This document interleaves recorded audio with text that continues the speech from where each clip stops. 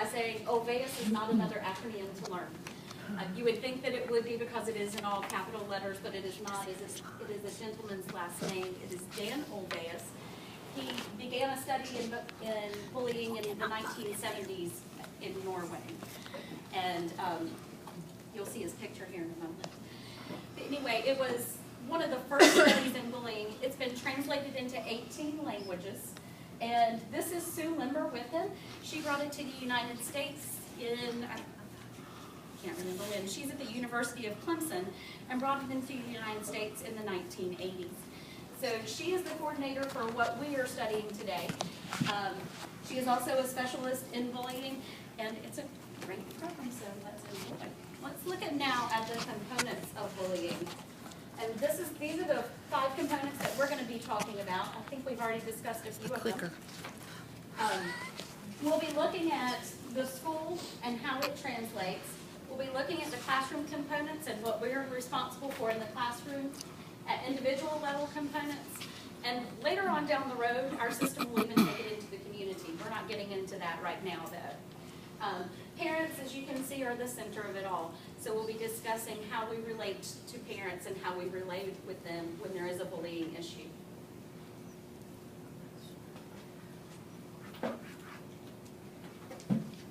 Before we can really delve into the whole bullying, OVEUS bullying programs, we have to be able to know some of this information. This information you're going to get throughout the training, but initially we want some input from you guys on answering what you guys feel these questions, the answers to these questions are. So can anybody give me an answer to any of these questions? What bullying is, when it happens, where it happens, why it happens, how it happens, who's bullied and who bullies? When on the playground.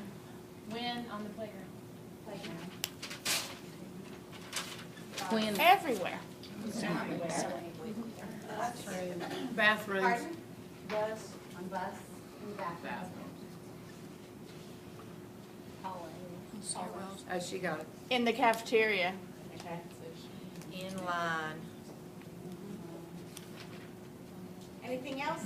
Anybody want to jump in there with that one? At the bus stop. I'm at the bus stop. Which bus stop is a good example of why eventually they want to look at the community, because it doesn't just happen at school. That's true. Why? Why does bullying happen? Low self-esteem. Low self-esteem. Sometimes it's students with too high She was a bully. self-esteem. Yeah. Students that are hurting. Students who've been bullied. Some Learned behavior sometimes. Students who want attention. All right, slow down, she's got to catch up. Okay. Have been bullied, there was a have been bullied. How? How are What? people bullied? Words. Actions. exclusion. Facial expressions. That's really good. Social media. And that's a really new one, and we think it happens with older kids on social media, but kids younger and younger ages are getting on social media.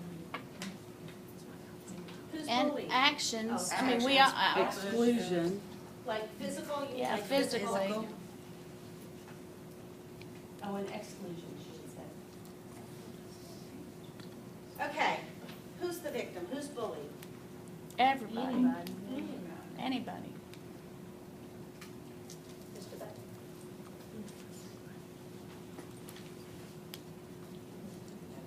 Okay, Well, okay. is that all right? Yeah, that covers the game. Okay. What am I saying? Who bullies? Everybody. Anyone could be a bully, that's true. Anybody have any specifics? Parents can bully. That's true. Yeah. Parents do bully. with girls, it's often the queen bee and her entourage.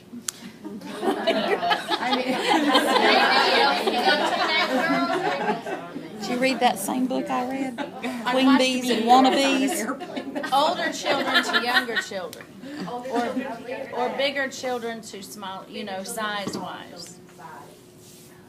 And then age, so she said older and younger.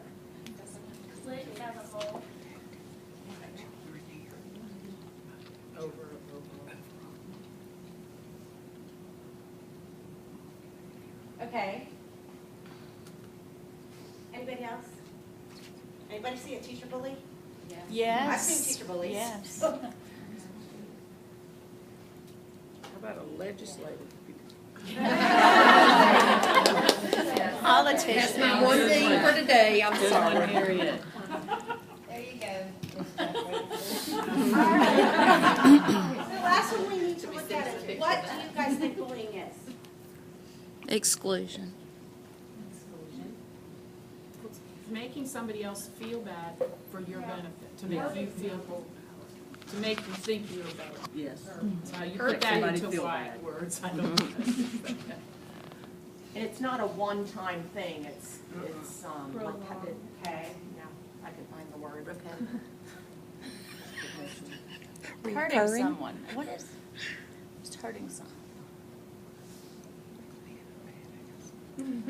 The results Oh, I guess that, that was that we took the survey last year, those results will be given to Mr. Black for an up-and-coming staff meeting. They're not quite ready from the system. So just so you know, it won't be long until we'll be able to see who, what, when, where in our own building. If you remember at a staff meeting last year, we did a who, what, where, when, and that was the first questionnaire that took place the year before. There'll be a questionnaire that's done every year. So every year, we'll get to see changing data, to see impact and where our hot spots are, because those may change. As you recognize the wheres and you put things in place to eliminate those, you're gonna have to look at where the wheres happen, because it may change. Oh, we took this spot away, so, okay. This is the Oveus definition of bullying. And I know it's yellow, and sometimes yellow is hard to see, so I am gonna read it. Bullying is when somebody repeatedly and on purpose says or does mean or hurtful things to another person who has a hard time defending him or herself. So bullying isn't necessarily just doing a mean thing to somebody. It's repeated, and that other person doesn't have the ability to defend themselves. And I think that's really important. It involves aggressive behavior, but aggressive behavior does not have to be physical. It can be those mean, hurtful words. It can be posting that stuff on social media, and that's a whole nother ballgame. But it doesn't have to be tripping, punching, hitting, that kind of stuff. It's just aggressive. And it typically involves a pattern over a period of time, so it's repeated. And there is an imbalance of strength or power. I always say bullying is it's about power and control. So, but you tend to be able to see that it's off. It's not the kid that can fight back, the kid that can stand for themselves. That's not typically bullying. A parent might think that's bullying. But if their kid can stand up and hey, back off, that's not the same thing. That's not the same thing.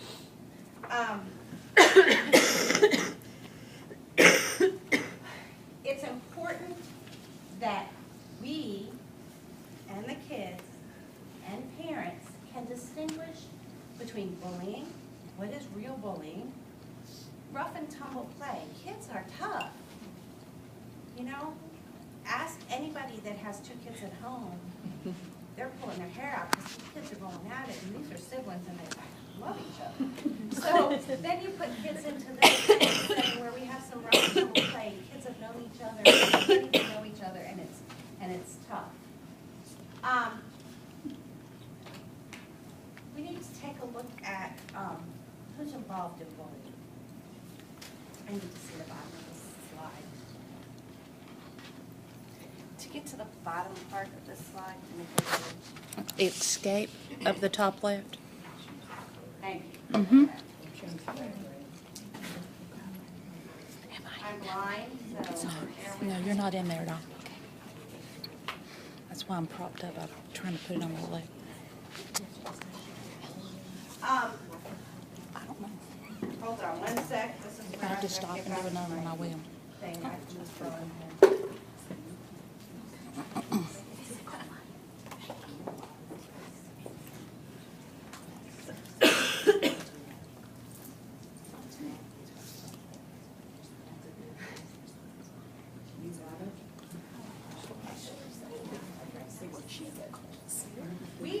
There is an activity, and it would involve everybody getting up and doing some stuff. But for the sake of time, we're gonna do this at a later date at a staff meeting, because we feel like it's important to do, but the information, you guys know the information, it's just to reinforce some of the information. And we do want you to be able to get to your classrooms, and it's a good chunk of time. And so when we do this bullying circle exercise at a later date, you guys will be pulling some of this other information.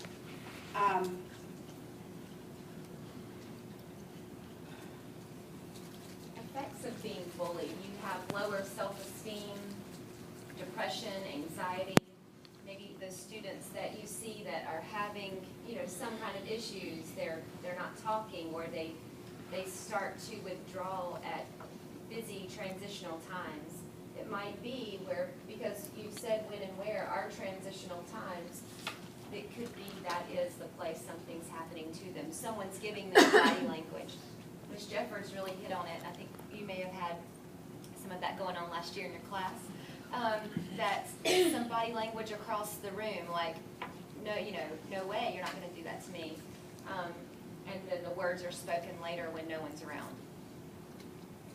Of course, absenteeism and lowered school achievement, we all know are the typical ones that I would identify. And oftentimes the anxiety goes along with that absenteeism. We have a lot of kids that, because of their anxiety, I have a headache, I have a stomach ache, I don't feel good, I can't go to school, and they go compound and build on each other. And then, of course, if it gets very bad, we have all seen in the news, unfortunately, not only thoughts of suicide, but suicide that's been completed and carried out. Illness, they literally feel sick to their stomach. They don't want to show up. They don't want to be here. I'm just going to change this view really fast. Do I just do normals in this? Go to slideshow and start from current slide. Thank you. Yes, ma'am. Back to the left. When we looked at our answers over there, these are characteristics of the kids that are bullied. And you guys hit on a number of these, but those that are being bullied often have a low self-esteem, okay? There you go. Sorry. They're usually passive or aggressive. They're those quiet kids. They're submissive. I said aggressive. Submissive or passive. They're those quiet kids. They're those kids that don't usually make waves, and they try to blend in. Back in the day, girls were called wallflowers when they were the submissive, passive girls. But they were often those girls that didn't get asked to dance or didn't get, and those. When you picture that, picture those kind of kids. Kids with disabilities, special needs, and health problems are often victims. They're easy targets. They're those kids that, with that imbalance of power, can't often fight back. And when I say fight, I don't mean physically. I mean just stand up for themselves. Kids that have weight problems, those heavy kids. And we have that happening more and more and more because we have an obesity problem. Kids are heavier. So we have more of those kids, and therefore, that's a whole other population. And then you have the kids that are lesbian, gay, bisexual, gender, just kids that are struggling with their identity. Sometimes you may have a kid that people think are that way because